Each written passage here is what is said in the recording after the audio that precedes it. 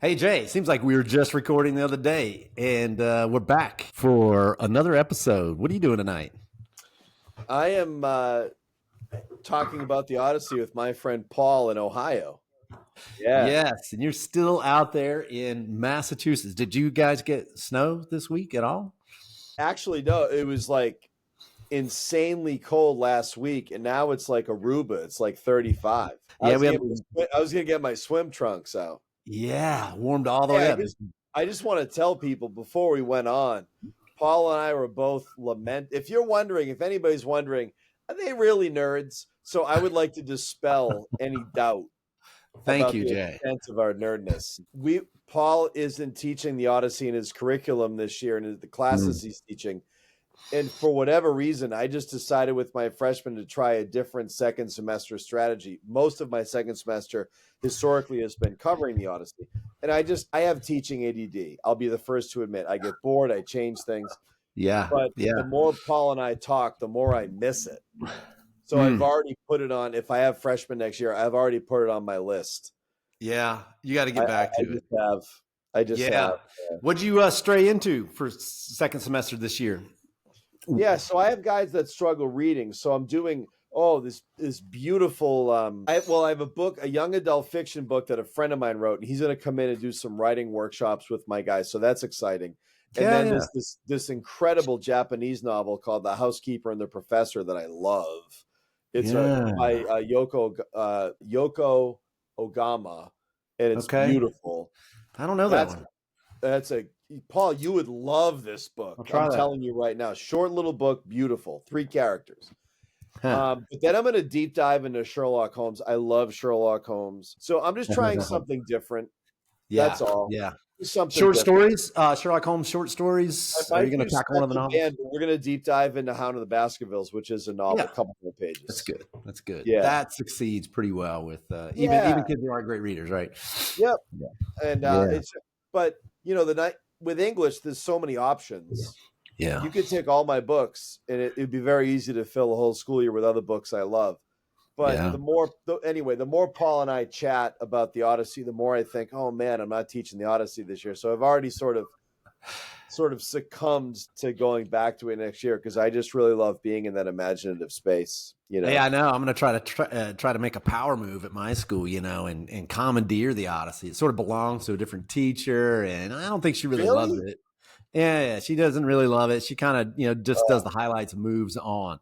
Unlike us, who spend, 3 of 4 quarters, going through the first 10 chapters. So, I might try to make a move. Well, I hope you do. Paul and I have talked about this a lot, and I think this is one of the really big challenges of teaching literature in high schools is what do you do if you have to teach something you don't love? A friend of mine and I tried to read Wuthering Heights a couple of years ago, and I respect the book, and I know it's a great book. Yeah. But I just felt 100 pages in, if the earth swallowed all the characters, I would have been fine. Yeah. Right. That's how much I didn't like reading it. So it makes an impression, it's this dark, sort of story. But I know people in my department who feel that way about the Odyssey. So I think I think a separate conversation you and I should have, Paul, maybe a separate pod, would be how do I fall in love with the book in order to teach it?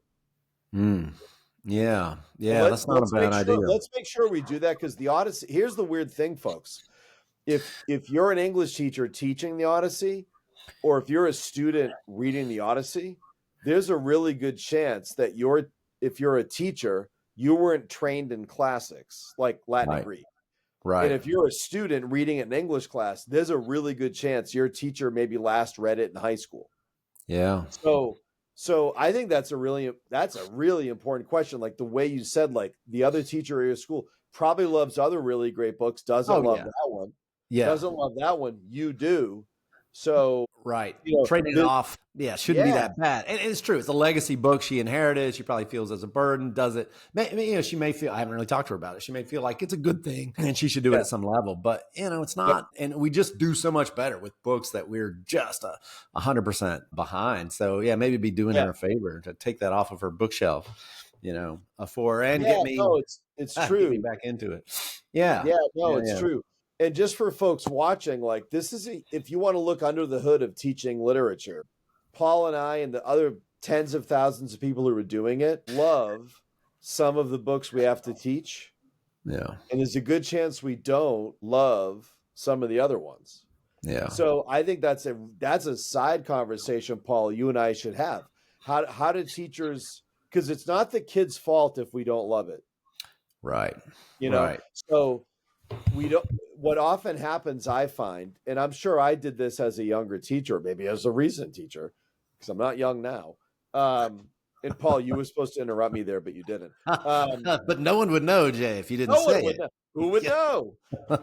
I've looked 51 for 30 years. But what do we do when we don't love a thing automatically, when it's not our jam? Right. Because that's a whole separate conversation. Anyway, I'm sorry to go on. No, it's good. Paul, it's good. And Paul, if you're like me, your department chair may catch you just refusing to teach it, pretending like you've taught it and then not, hoping she doesn't find out. And I have done that, but that's probably not the best solution. No, and Paul, you and I know this. Every really good English teacher that Paul and I have ever worked with has great books they don't love to teach. Yeah. So I think it's good to just be open and honest about it and have so let's make sure when we're done with the Odyssey, we have a separate podcast which is about what do we do under those circumstances. I think that's under those circumstances really important. Yeah. Because it's good. There's nothing worse than a student in a room who doesn't automatically love ancient Greek epic poetry, which is most people. And they're in front of a teacher who's maybe looking at it as medicine that other people think is good for you.